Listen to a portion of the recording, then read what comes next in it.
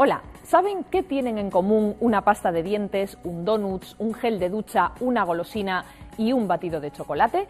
Pues probablemente una fábrica que está en Burgos, que no fabrica ninguna de esas cosas, sino una de esas es que vemos a menudo en las etiquetas de ingredientes de los productos. El E406 es agar-agar, un estabilizante, un té que se obtiene de las algas marinas.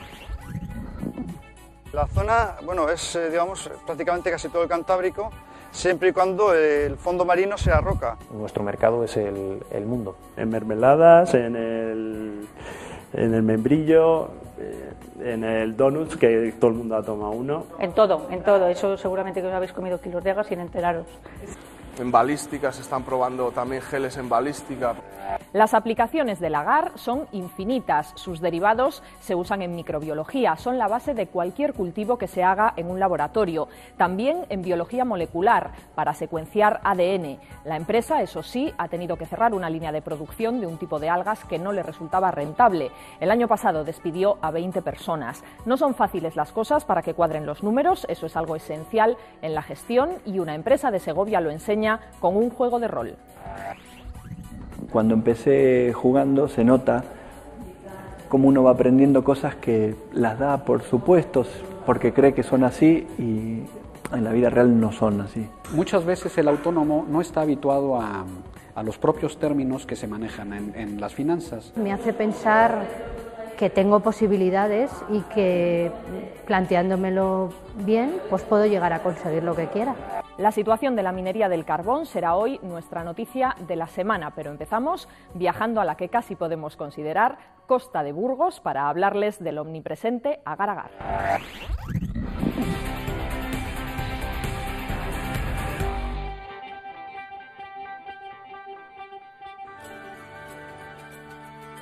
A poca gente se le podría llegar a ocurrir que existiera aquí una fábrica de procesamiento de algas o de fabricación de derivados de algas marinas, pero así es. Se sorprende la gente cuando decimos que trabajamos con algas. Nosotros aquí en Burgos muchas algas no tenemos, pero bueno, viene a raíz de los pueblos de desarrollo industrial en los años 60. En aquel entonces Burgos tenía una situación estratégica y buenas carreteras, conexión con el puerto de Bilbao. La fabricación del agar data aquí en España de los años 40, que es cuando realmente se empezó a hacer esas fabricaciones provenientes de algas de la costa norte española. Nosotros nos dedicamos a transformar el alga para fabricar una serie de derivados. Entonces, entre esa serie de derivados, el principal, el que se fabrica aquí en Hispanagar, es el agar-agar. Nuestro mercado es el mundo. Acaba de llegar un camión con algas de Luanco.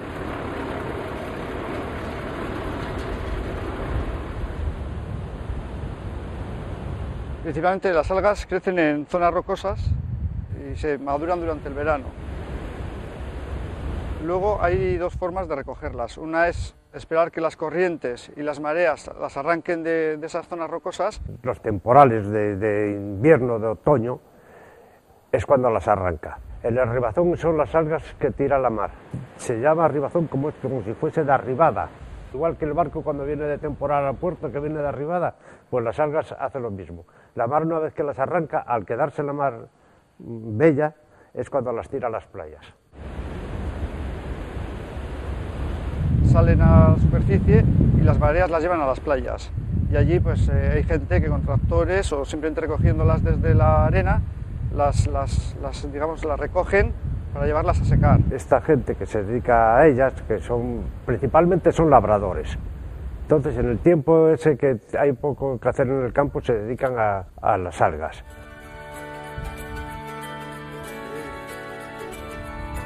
Lo que es el alga es buena, se tiene una fibra. Entonces ellos con sus tractores las cogen y después las echan a las fincas, a los prados, donde las van secando. La otra forma es, sin esperar a que las arranquen las mareas, buzos y hombres ranas bajan a las zonas rocosas, que pueden estar entre 8 o 12 metros, y las arrancan del fondo marino, se las van metiendo en unas bolsas, las suben arriba a unas barcas, y luego de las barcas pues unos camiones, y van a secarse también. ¡Está pesado esta tirada! Es exactamente lo que estamos viendo. Ya han recogido las algas los hombres ranas, el barco llega a puerto, se recoge y ahora lo llevarán a los prados donde se secan. Pues calculo que desde los años 50 más o menos, 50 y algo, se empezó a hacer esto.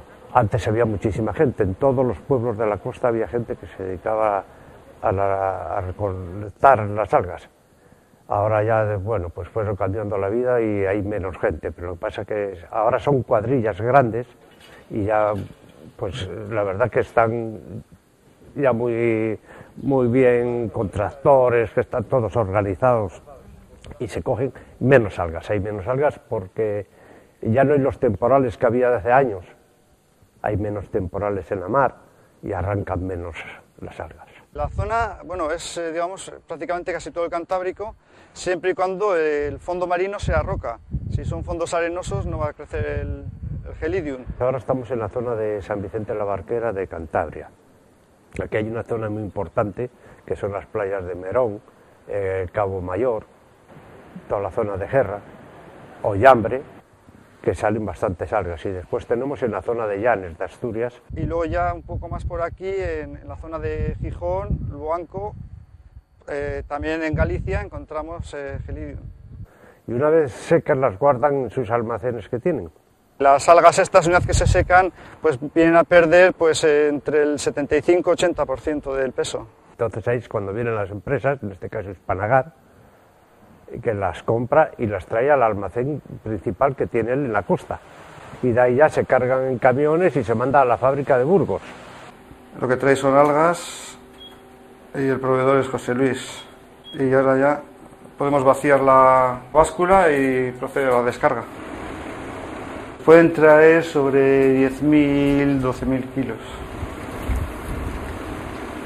Las algas que hemos recibido son cogidas en las playas en la zona del Cantábrico y vienen pues no solamente el Gelidium, que es el alga del que sacamos el agar, sino vienen pues otro tipo de algas, vienen con hierbas, vienen con arena. Sin embargo, estas algas que tienen ya mejor color, y se ve que estas son algas cogidas por los buzos, no tienen pajas, no tienen arenas y se recoge el alga realmente pura. Nosotros pues trabajamos en nuestro 90% con algas del género de Gelidium, que son algas rojas que tienen un rendimiento en agar de entre el 15 y el 20%, dependiendo de las estirpes, del origen, del tiempo de recogida, del grado de madurez del alga, y también, por supuesto, dependiendo del tipo de proceso al que la sometes, ¿no? La gente ha de entender que en el caso del agar-agar no hay química de laboratorio detrás, es simplemente una cocción y lo que se hace luego es desecar el producto. Diseñamos cargas de algas de pesos de entre 450 y 500 kilos, los sometemos a un proceso químico industrial que se basa en distintos pasos y en el cual pues el primero consiste básicamente en hacerle un tratamiento cáustico en caliente para poder debilitar la estructura del alga, para poder quebrar las paredes celulares vegetales, que es donde se aloja el producto que nos interesa, el agar-agar. Realmente el agar-agar es una molécula que ya está presente dentro de las algas. Nosotros realmente no la fabricamos, lo único que hacemos es recuperarla y aislarla. Está presente en las paredes celulares de las algas. Entonces, bueno, el proceso básicamente lo que se trata es de recuperar esa molécula. El segundo sería una serie de lavados con agua fría para ajustar las condiciones que ha de tener el alga para el tercer paso, que sería la extracción. Después de la extracción sometemos el producto a una filtración bastante profunda. Después el producto de filtración es gelificado por medio de aplicación de una bajada de temperatura por intercambio de calor, y en el momento en que está gelificado procedemos al prensado.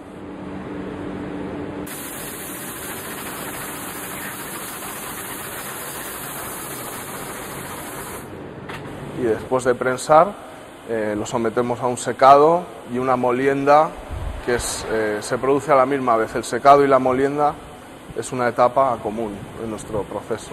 El producto final pues es un polvo de un color así opalescente, es un color entre amarillento y blanco, y bueno, es la manera que se presenta comercialmente, principalmente es esta, aunque también lo puedes encontrar en forma de escama, como flakes, y también existe en forma de strip, como de tiras, y en bloques. Fabricamos esencialmente tres tipos de agar. El primero es el principal en términos de volumen en el mundo, digamos, es el agar alimenticio. Le podemos encontrar en productos de bollería, donuts, para mejorar la adhesión del azúcar, para dar textura a golosinas. También se utiliza para fabricar distintos tipos de comida enlatada, como carne enlatada. En todo. Eso seguramente que os habéis comido kilos de agar sin enteraros. En mermeladas, como alternativa a otros productos, con lo cual serían bajas en azúcar y aptas para diabéticos, para dar viscosidad en productos salsas o productos lácteos. En cosmética sería un humectante para dar mejor textura y retener humedad. En el caso del agar-agar veríamos una E406 que identifica el agar-agar en los alimentos. Nosotros el agar lo utilizamos como materia prima, que en la otra parte de la fábrica es producto final. Nosotros lo utilizamos como materia prima para la obtención de la agarosa. El agar está formado por dos fracciones, que se llama agarosa y agaropectina de una forma muy técnica, pero de una forma más coloquial podemos decir la agarosa es una parte, una fracción que forma geles muy duros, y la agaropectina no forma gel. Entonces a nosotros nos interesa la agarosa. Esta agarosa nosotros la extraemos en fábrica a través de un proceso de una serie de reacciones químicas, unas precipitaciones, unos lavados, unos prensados y unas moliendas. Obtenemos la agarosa, que es nuestro producto final y que es de este aspecto, es un polvo blanco. A la hora de hacer una simple prueba de paternidad, etcétera, se necesita recurrir a este tipo de productos, lo cual no deja de ser significativo que proviene de un alga. Es una herramienta indispensable en el campo de la biología molecular, sobre todo para técnicas de electroforesis, que es la separación de ADN, RNA y proteínas por electroforesis, que es por corriente eléctrica. Este es el aspecto de la agarosa, que es un polvo totalmente blanco, y para preparar un gel lo disolvemos en agua o buffer, normalmente se disuelve en el microondas, y una vez disuelto se vierte en unas bandejas de gelificación y pasada media hora o 45 minutos se forma una matriz rígida, que es totalmente manejable. Cuando la matriz está totalmente rígida, se introduce en una cubeta de electroforesis para cargar las muestras, que es el proceso que nos va a separar los ácidos nucleicos. Una vez que el tiempo de electroforesis ha transcurrido, el gel se tiñe en una sustancia fluorescente para posteriormente hacer la foto. Y una vez hecha la foto, que se hace sobre una cámara de ultravioleta, este sería el aspecto del ADN en la lámpara de ultravioleta. Se obtiene una foto con estos aspectos. Esto sería el resultado de una electroforesis sobre gel de agarosa una vez hecho todo el proceso. Como curiosidad, podemos decir que actualmente está muy de moda el poner en nuestra casa como algo decorativo nuestro código genético.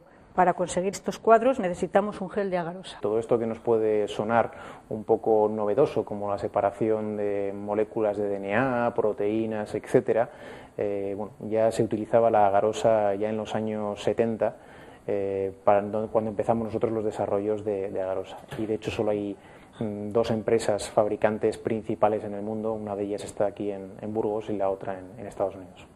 Raro es el país donde no llegue nuestra agarosa. Con nosotros, con nuestro nombre, no. Va con el nombre de los clientes, ellos ponen su nombre, su etiqueta y está distribuida por todo el mundo. Y otro de los grandes campos donde se utiliza el agar-agar es en la microbiología, como base de fabricación de medios de cultivo. La mayor parte de los medios de cultivo los hay líquidos, pero en buena parte de ellos son sólidos, son hechos en placas de Petri. Y estas placas, bueno, todas ellas llevan agar-agar como agente gelificante. Podemos decir que es la base del diagnóstico de muchas enfermedades o de un buen número de ellas cada vez que vamos a hacer unos análisis a los laboratorios. Todos los días son millones. Es un producto universal, lo puedes encontrar en cualquier hospital del mundo. Existe otro grado intermedio, que es el farmacéutico. Es un excipiente en realidad para cápsulas o para sirops, para jarabes. Es un texturizante en farmacia, digamos. Y bueno, luego existen otras que están ahora mismo siendo punteras, pues en cuestión, por ejemplo, en balística. Se están probando también geles en balística para...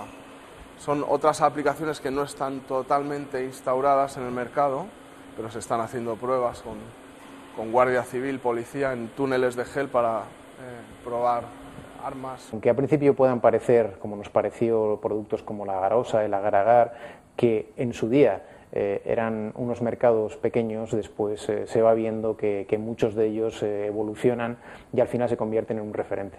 Cualquiera diría que viene de esas algas porque cuando vamos a la playa se nos traban entre las piernas y nos dan hasta asco. Sí.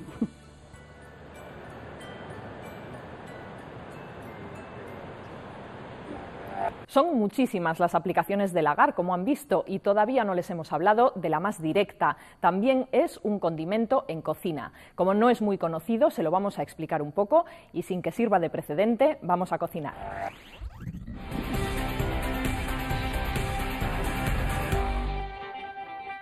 Bueno, yo lo que voy a hacer es enseñaros las aplicaciones culinarias que tiene el agar-agar. Se puede considerar que el agar-agar es un texturizante a la hora de diseñar distinto tipo de texturas, distintos tipos de geles. En la cocina moderna se está utilizando, por ejemplo, para hacer esferificaciones, las famosas esferificaciones del bulli.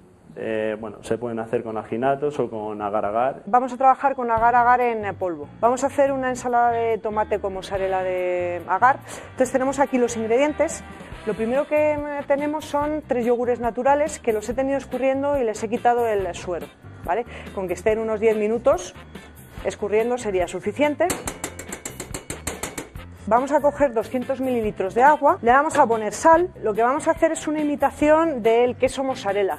Entonces el queso mozzarella, al ser salado, pues le vamos a poner un poquito de sal, un poquito de pimienta y le vamos a echar 4 gramos de agar-agar, lo que viene a ser un sobre de pronagar. Siempre es bueno echarlo en forma de lluvia para que no nos salgan grumos y una vez que ya lo hayamos incorporado nos vamos a ir a calentarlo. Lo que está claro es que el agar-agar, las propiedades que tiene gelificantes y espesantes, solamente funciona con un líquido que esté en ebullición. En cuanto empiece a hervir, lo vamos a tener aproximadamente 2 minutos y eso es suficiente para que luego nos gelifique. Y ya lo que nos queda es, hemos puesto 3 yogures naturales y aquí le vamos a poner leche de soja, 100 mililitros. Lo vamos a juntar con el yogur, lo batimos y ahora poquito a poco lo que vamos a hacer es añadirle lo que habíamos calentado, que es el agua, con la sal, la pimienta y el agar-agar. Le vamos a ir añadiendo y lo que tenemos que encontrar es un molde que tenga aproximadamente como 1 centímetro de espesor y lo metemos al frío y ya veréis que en muy poquito tiempo, aproximadamente en 10 minutos ya lo tenemos y terminamos de montar el plato. Cada vez más está siendo popular un tipo de cocina que ya en Asia está muy desarrollada a través de los siglos, no digo años sino digo siglos. Fijaros cómo ha quedado en 10 minutos. Ya está durito, ha gelificado, entonces lo único que tenemos que hacer ahora es presentar el plato.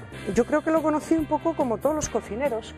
Hace ya bastantes años, Ferran Adrià hizo platos con agar-agar que tuvieron mucho éxito en el bulli. Y yo creo que ahí es realmente cuando todo el mundo empezó a hablar del agar-agar y se empezó a conocer y a divulgar. Cortamos 4 trozos que vamos a poner por encima. Y esto es lo que va a ser nuestra mozzarella. Es una fibra soluble para mejorar todo lo que es la funcionalidad intestinal, disminuir la absorción de colesterol o bien pues para reducir el azúcar en los productos, hacerles aptos para diabéticos. Muy fácil, muy sencilla, buenísima. Si están en el mundo de la formación empresarial, no les sonará extraño lo que les vamos a contar, porque la moda va un poco por ahí, por las actividades experienciales, participativas, fuera de la empresa. No todos son clases impartidas de las de toda la vida. Como ejemplo, una consultora de Segovia que enseña finanzas con un juego de rol.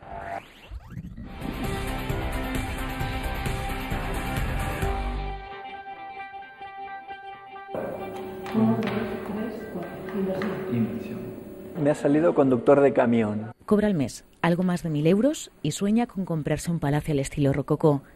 Es el rol que le ha tocado en este juego porque en la vida real, Alberto, psicólogo, hace unos meses abrió su consulta en Madrid y lo hizo sin tener muchos conocimientos de contabilidad y de finanzas.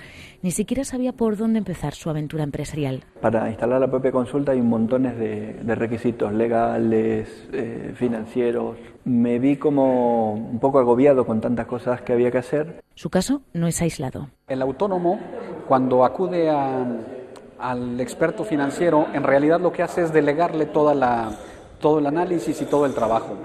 Y muchas veces el autónomo no está habituado a los propios términos que se manejan en las finanzas.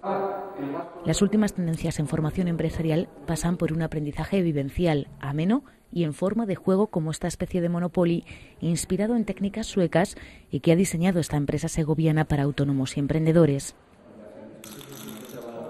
Dados, tablero y tarjetas que simbolizan los vaivenes de la economía. Entretenimiento. Nuevo director de adquisiciones de filmes hace renacer las buenas perspectivas para el precio de las acciones. La mecánica del juego es sencilla. Cada jugador adquiere un rol, de banquero, de funcionario o de gerente.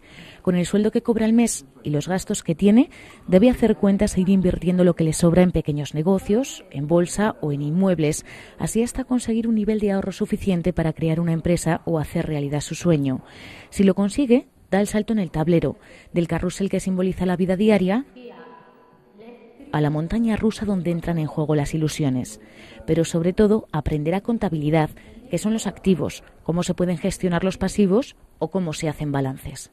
Cuando empecé jugando se nota cómo uno va aprendiendo cosas que las da por supuestos porque cree que son así y en la vida real no son así.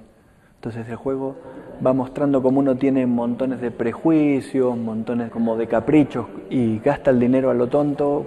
Con respecto a mi empresa me hace pensar que tengo posibilidades y que planteándomelo bien, pues puedo llegar a conseguir lo que quiera. Para ver los resultados de una gestión en la vida real se necesitan hasta 10 años. En el juego, unas horas. Como asegura Antonio Cepeda, es necesario aprovechar las oportunidades que el mercado ofrece porque incluso los mileuristas pueden salir de su situación. Es posible, aunque nadie ha dicho que sea fácil. Y no es fácil no por otra cosa, sino porque implica mucho tiempo. Y hace falta estar alerta. Es decir, analizar lo que te está enseñando y lo que te está diciendo el mercado. Pague el préstamo bancario si puede, pero compre esta casa. Si la gente sabe cómo, no cómo no gastar, sino cómo gastar y cómo utilizar su dinero para generarse más ingresos, pues las economías de cualquier parte del mundo, especialmente la española, se pueden sanear con mayor facilidad. Aburridas o divertidas, el caso es que en el mundo empresarial las matemáticas son lo primero. En nuestro diccionario, ya lo saben, combinamos los términos que van surgiendo en la actualidad económica, esos nuevos hallazgos léxicos, con otros básicos, los fundamentales para entender la economía. Hoy nos detenemos en unas de las siglas más habituales, PIB.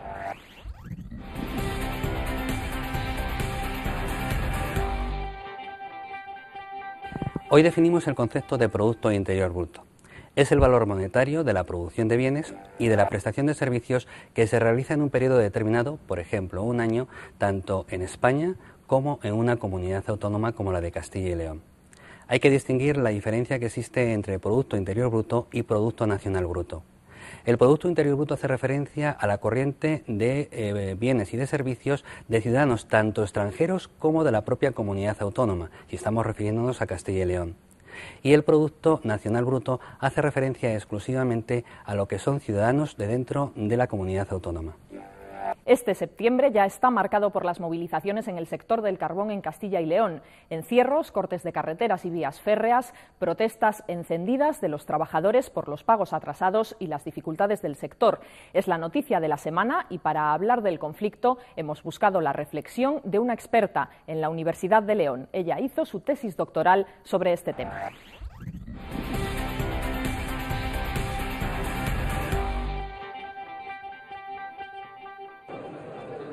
El tiempo corre y la situación en las cuencas mineras de Castilla y León se complica aún más.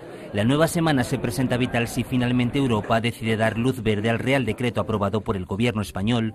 Un sí comunitario que sigue sin verse claro por parte de nuestro país, a pesar de los intensos esfuerzos en busca de aliados de los últimos días. Es un tema endiabladamente complicado.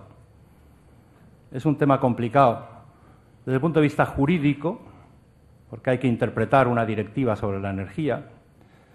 Y es un tema extraordinariamente complicado desde el punto de vista político. Entre los mineros de la comunidad aumenta el pesimismo. El pago de las nóminas pendientes sigue sin llegar por completo y la tensión ha vuelto a dejar fuertes enfrentamientos en la provincia de León.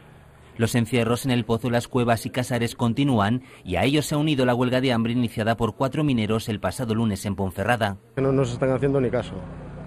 Y la gente, bueno, pues nos estamos empezando ya a desesperar. Hemos conseguido sacar el apoyo y el sentir que tenemos a alguien detrás que nos está dando fuerza. Unas protestas agudizadas tras el fracaso de la reunión de los sindicatos con el ministro Sebastián por la ausencia de compromisos concretos. Un fiasco que deja el anuncio de 4 jornadas de huelga general antes de acabar septiembre y el encierro de 6 líderes sindicalistas en el ministerio hasta que los mineros cobren los sueldos pendientes. El problema del carbón es un problema ya histórico que arrastra la provincia y la comunidad autónoma desde hace muchos años y que ahora mismo, bueno, pues toma un nuevo impulso de la mano de la decisión de la Comunidad Económica Europea, de la Unión Europea, que es reducir progresivamente la capacidad. Es cierto que eso probablemente no se lo acaban de creer las empresas ni el sector minero español, porque siempre ha habido prórrogas continuadas, pero bueno, pues el tema es complicado, puesto que en otros socios comunitarios han llevado durante más años que nosotros un proceso de reajuste y han conseguido pues algunos resultados en reducir la capacidad productiva de este sector. Hay otras noticias de la actualidad económica, se las resumimos en un minuto.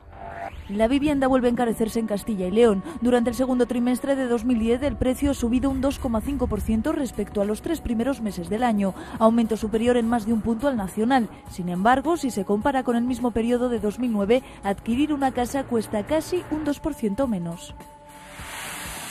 El Consejo Regional de Empresas de Telecomunicación y Tecnologías de la Información es ya una realidad. Más de 300 empresas forman parte de un órgano que nace con el reto de impulsar el sector, un campo de negocio que actualmente da empleo en la comunidad a más de 5.700 personas. Apenas 300 nuevas empresas comenzaron su andadura en la comunidad durante julio, dato que supone un descenso del 24% respecto a 2009. Bajada también en la cifra de capital suscrito, la mitad del año pasado con casi 14 millones de euros. Valladolid encabeza el ranking con 80 nuevas sociedades.